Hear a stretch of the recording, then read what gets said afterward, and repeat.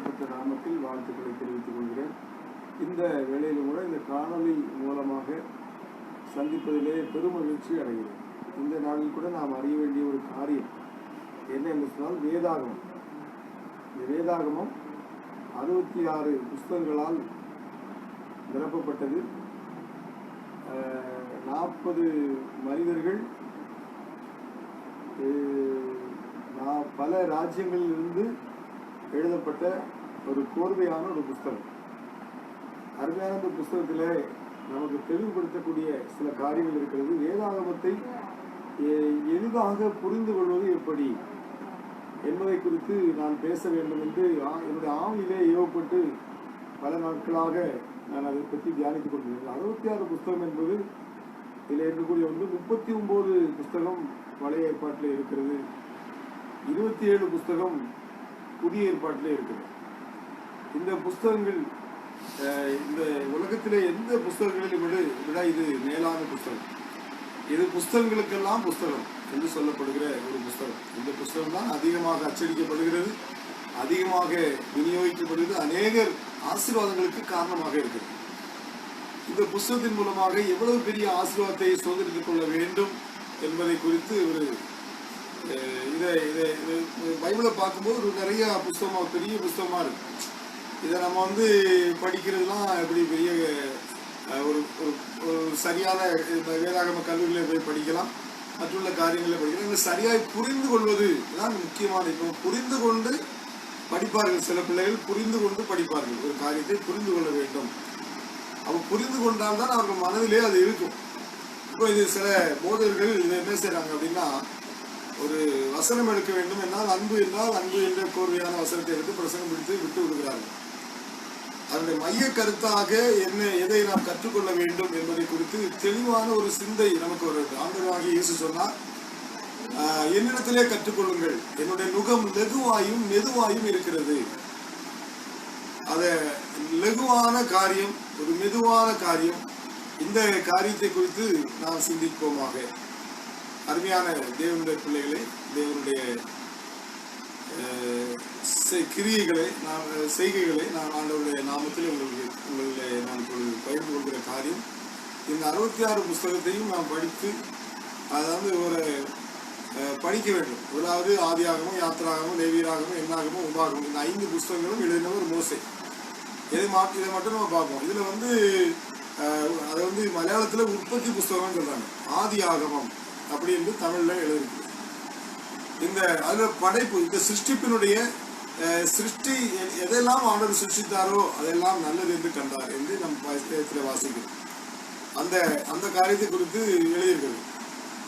யாத்திராகமம் என்றால் அந்த பயண அடிமைத்தனத்திலிருந்து அந்த கானானுக்குள்ளே கொண்டு வரக்கூடிய காரியம், அந்த கானான் தேசத்துக்குள்ளே கொண்டு வரக்கூடிய அந்த காரியங்களை அதில் எழுதப்பட்டிருக்கு. லேவியராகமம் புஸ்தகத்தில் அது சட்டங்கள் கொடுக்கப்படுகிறது, அந்த மாதிரி காரியங்கள். பிறகு எண்ணாகமம் புஸ்தகத்தில் நமக்கு அந்த காரியங்கள் எல்லாம் கரெக்டாக கொடுக்கப்படுது. உபாகமம் புஸ்தகத்தில் உபாகமத்திலே அந்த சட்ட திருத்தங்கள் என்ன என்பதை குறித்து தெளிவாக கூறப்பட்டது. இது மட்டும் நம்ம புரிஞ்சுக்கணும். அப்போ இதை எழுதினவர் மோசேக்கு தான் 5 புஸ்தகங்களும் எழுதியிருக்கிறது. இன்னும் இது அப்படி தொடர்ச்சியாக நாம் பார்ப்போம் என்று சொன்னால், பல தீர்க்கதரிசிகள், ராஜாக்கள், சரித்திரங்கள், ஹிஸ்டரி, சரித்திரங்கள் எழுதப்பட்டிருக்கிறது. சின்ன தீர்க்கதரிசி, பெரிய தீர்க்கதரிசி என்று சொல்கிறவர்கள் எழுதின புஸ்தகங்கள் அந்த மீகா, நாகூம், பெரிய தீர்க்கதரிசி எரேமியா, எசேக்கியேல் என்கிற புஸ்தகம்லாம் பெரிய தீர்க்கதரிசிகள் என்று அறியப்படுகிறார். அவர்கள் எல்லாம் இந்த காரியத்தை நீங்கள் பார்த்தோம் என்று சொன்னால், அவருடைய இந்த நாட்களில் அதன் ஊடாக நடக்க வேண்டும். அது வேதாகமத்தின் ஊடாக நாம் நடக்க வேண்டும். ஆதி ஆகமத்திலே நாம் ஆண்டவருடைய கிரிகளை நாம் அதாவது பார்த்துட்டே வரோம். ஆண்டவர்களை ஆசீர்வதித்தார், பலுகி பெருகி பூமியை நிரப்புங்கள் என்று சொல்லி ஆசீர்வதித்தார். அதில் ஆபேல் காயினுடைய காரியம் வருகிறது. ஆபேல் ஆண்டவருக்கு காணிக்கை கொண்டு வந்தான். காயின் அந்த காணிக்கையின் மேலே பொறாமை கொண்டான். தேவனுடைய இதயத்துக்கு ஏற்ற காணிக்கையை ஆபேல் கொண்டு வந்தான். அப்போ தேவனுக்கு இதயத்துக்கு ஏற்ற காணிக்கைகளை காயின் கொண்டு வரவில்லை. அதனால அவன் அங்கே படுகிறான். ஏன் சொல்றாருன்னா, ஆதியாகமத்துல மனுஷன் வந்து பாவம் செய்த போது தேவ மகிமை இழந்து போனான். அப்படிதானே? பாவம் செய்த போது தேவ மகிமை அற்றவனாகி வேத மகிமை இழந்து போனான். அவன் பாவத்திற்கு சம்பளமாகிய மரணத்தை அவன் சம்பாதித்துக் கொண்டான். அப்போ இந்த காரியம் வரும்பொழுது இந்த பாவத்திற்கு ஒரு பரிகாரியாக அந்த ஆதியாகமத்திலே ஒரு வசனம் கொடுக்கப்பட்டது. பரிகாரி இயேசுதான் பரிகாரி. அந்த பரிகாரியான கர்த்தர் என்ன செய்தார்? மனிதனுக்கு தோல் உடையை உண்டு பண்ணினார். தோல் உடையை உண்டு பண்ணினார். தோல் உடையை உண்டு பண்ணினார் என்றால், ஒரு தோல் உடையை உண்டு பண்ண வேண்டும் என்று சொன்னால் ஒரு மிருகத்தை அடித்தே தீர வேண்டும், மிருகத்தை கொன்றே தீர வேண்டும். அந்த மிருகமாகிய ஒரு ஆடு அடித்து அதனுடைய தோல் உடைகளை உண்டாக்கி கர்த்தர் கொண்டார். இவங்க என்ன செய்வாங்க? இவங்க அத்தியிலே போட்டு தச்சுக்கிட்டாங்க. அது அவங்களுக்கு விளக்காது. இவங்க மானத்தை மறைக்கிறது, அதாவது நம்முடைய மானத்தை மறைப்பதற்காக ஒரு மிருகம், ஒரு ஆடு அல்லது ஒரு ஜீவன் அது பலியிடப்பட்டது. அந்த பலியிடப்பட்டதிலே துவக்கமாகத்தான் ஆண்டவர் பலிபீடங்களை கொண்டு வருகிறார். அவர் நம் மனிதனுக்காக, மனிதன் செய்த பாவத்தின் நிமித்தம் அதற்கு ஒரு கிரயம் கொடுக்க வேண்டி இருக்கிறது. அதனால அந்த அந்த ஆடு, கிடா, வெள்ளாட்டு கிடா, இளங்காலை இப்படிலாம் பலி செலுத்தி கொண்டிருந்தாங்க. அந்த பலிகளை நாம் பார்க்கும் பொழுது பயங்கரமான இரத்த ஆறு ஓடும். இந்த மாதிரி காரியங்கள் பார்க்கிறோம். சாலமோனுடைய ஆலயம் கட்டும்போது பலி செலுத்தினது 1,10,000 ஆடுகள் இப்படிலாம் இருக்கு. அப்போ இந்த பலிபீடத்திலே கொண்டு வைத்து நமக்கு முதலாவதாக ஒரு இரத்தம் சிந்தினவர் நம்முடைய பிதாவாகிய தேவன். அந்த பிதாவாகிய தேவன் அந்த கட்டளை கொடுத்திருக்கிறபடினாலே பிதாவுடைய இருதயத்தை அறிந்தவனாக ஆபேல் இருந்தான். நல்லா புரிஞ்சுக்கணும். கத்திரிக்காய் விளையிறதுல கொண்டு கொடுக்கிறது, விளைவின் முதற்பலனால் கத்திரை கனம் பண்ணுறது நல்லதான். ஆனா அதே சமயத்துல தேவனுக்கு இருதயத்துக்கு ஏற்ற பலி அவன் என்ன செய்தான்? தன் ஆட்டு மந்தையில ஒரு ஆடை கொண்டு, ஒரு தலையீற்றை அவன் கொண்டு கொடுத்தான். அதனாலதான் தேவனுக்கு பிரியமான காணிக்கையாக அது மாறிவிட்டது. இப்போ நம்ம தேவனை அறிந்து கொள்கிறோம் என்று சொன்னால், தேவனுக்கு ஏற்ற, தேவனோடு நடந்த, தேவனோடு பழகி இருக்கிற ஒரு மனிதனுக்குத்தான் அது தேவனுடைய இருதயத்தில் இருக்க ஏக்கம், பாரங்கள் தெரியும்.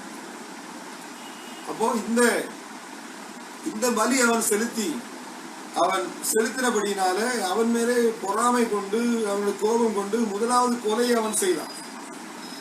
நல்லா பார்த்துக்கோங்க. தேவன் யார் மேல பிரியமா இருக்கிறாரோ அவர் சொன்னாரு, அவருடைய குமாரனாகிய இயேசு மேல, இவரை நேசகுமாரன், இவர் மேல் பிரியமாக இருக்கிறேன். ஏன் அந்த பலிபீடத்துக்கு அவர் வந்தார்? தன்னை ஒப்பு கொடுத்தார். மனுக்குலத்தினுடைய பாவங்களுக்காக அவர் கிருபாதார பலியாக நம்மை அதிலே தன்மை தாமே ஒப்படைத்தார். தேவனுக்கு ஏற்ற கிரியைகளை செய்தார். பிதா அது என்ன சொன்னார்னா, பிதா செய்ய காண்கிறதோ அதை குமாரன் செய்வார். அப்போ பிதாவுடைய இருதயத்தில் இருக்கக்கூடிய எல்லா காரியங்களும் இவருக்கு தெரிகிறது. அப்போ இது யாருக்கு தெரியல? அந்த காயினுக்கு தெரியல. அதனாலதான் நன்றாய் புரிந்து கொள்ள வேண்டும். இந்த வேதத்தினுடைய முதலாவது அஸ்திவாரம் என்ன என்று நாம் தெரிந்து கொள்ள வேண்டும். பலி என்பது எதற்காக கொடுக்கப்படுகிறது என்றால், பலி என்பது வலிக்கும். பலி என்றால் வலி. இயேசு என்ன சும்மாவா அங்க போய் சிலுவையில் அடிக்கிறார்? அவர் நம்மை போல பிள்ளைகள் மாம்சத்தை ரத்தத்தை உடையவராக இருக்கு. அவர் மாம்சத்தை ரத்தத்தை உடையவரானார். அவரை துப்புனாங்க, அவரை குட்டுனாங்க. எப்படி? அவரை சிலுவையில வச்சு ஆணி அடிச்சாங்க. இல்ல சந்தோஷமான காரியமா? அது வலியான காரியம். எவரை நம்ம தேவனுக்கு காணிக்கை கொண்டு செல்கிறதுனால் உங்களுக்கும் எனக்கும் வலிக்கத்தான் செய்யும். ஒரு சிறு காணிக்கையை கொடுக்கும் போதே நம்ம எவ்வளவு வேதனைப்படுறோம். ஒரு 100 ரூபா, ஒரு 1000 ரூபா, 10,000 ரூபா, இது தேவனுடைய ராஜ்யத்துக்காக, தேவனுடைய பிள்ளைகளுக்காக கொடுக்குறோம்னா நமக்கு கொஞ்சம் வலிக்கத்தான் செய்யும். இப்போ அந்த வலி இல்லாம பலி இல்லை. அப்போ அந்த மிருகத்துக்கு வலிச்சது. அதனால அந்த மானத்தை மறைக்கிறதுக்காக தோலுடைய உண்டு பண்ணி கொடுத்தாங்க.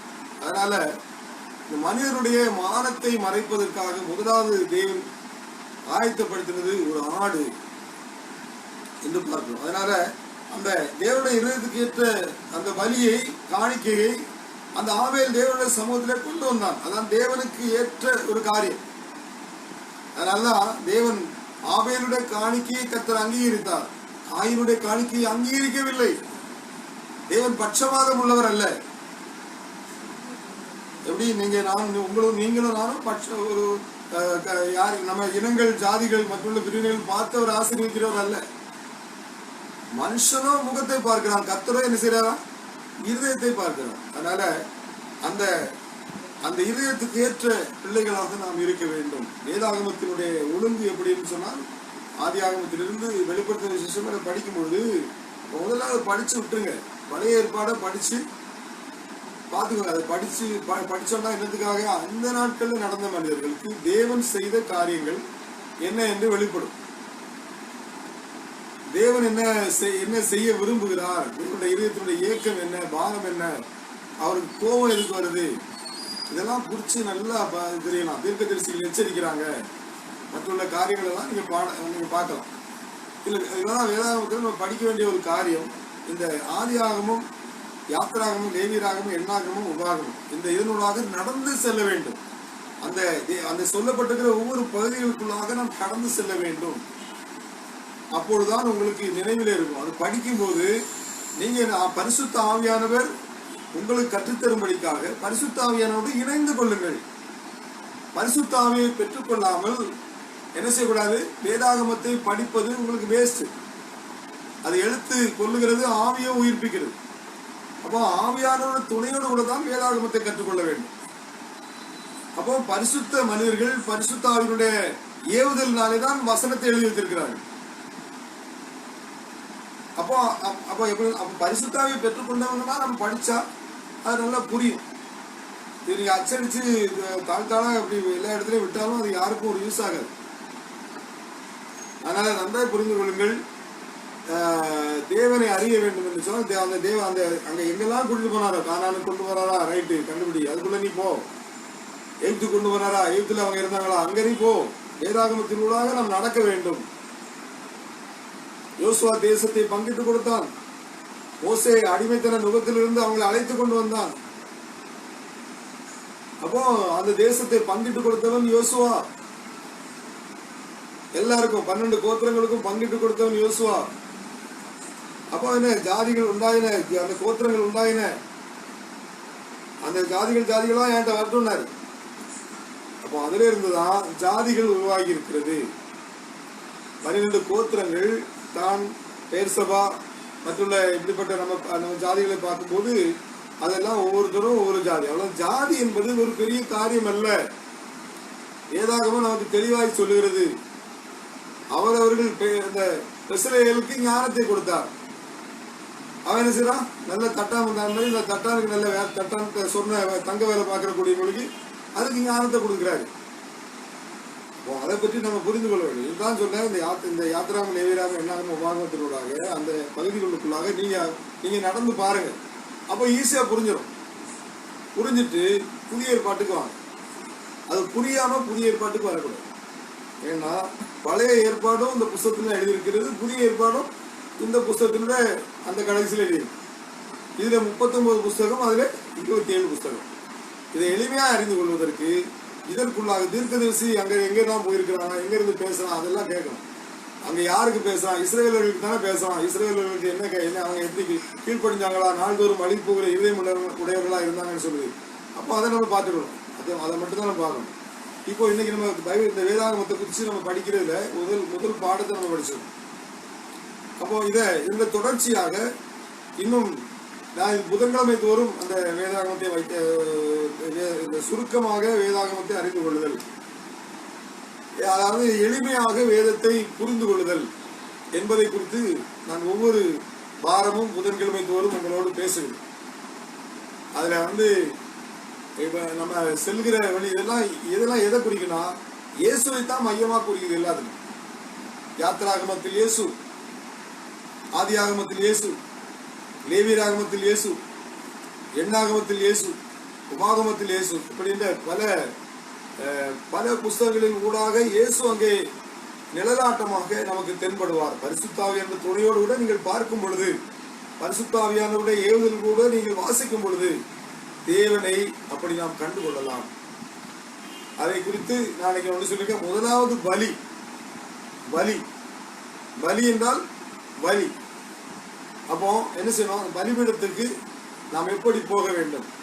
ஆபிரகாம் தான் போகிற இடமெல்லாம் பலிபீடம் கட்டி தேவனை தொழுது கொண்டார் என்று பார்க்கிறோம்.